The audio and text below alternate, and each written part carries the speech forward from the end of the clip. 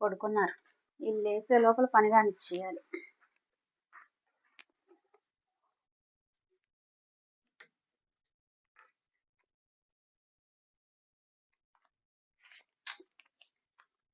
ఇంత తక్కువ ఉన్నాయి.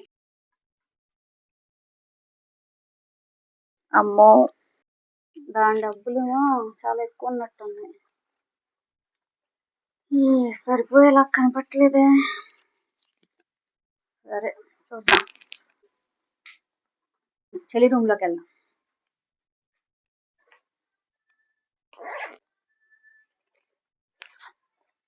ఏంటి ఏమీ లేవు. ఎలా అయినా ఇవాళతో దీని విషయం క్లోజ్ చేసి పడేయాలి. అమ్మయ్యా. చెప్తా మమ్మీ సంగతి. Got it.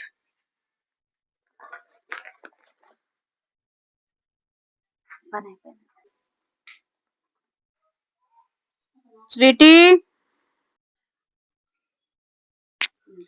నీకు డబ్బులు ఇచ్చేస్తానని చెప్పా కదా నేను డబ్బులు ఇచ్చేస్తానని చెప్పాను నీకు.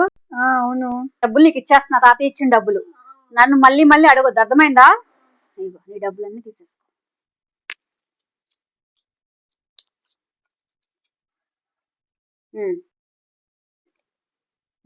నాకు తెలుసు నువ్వు ఈ డబ్బులు ఎక్కడి నుంచి ఇచ్చావు.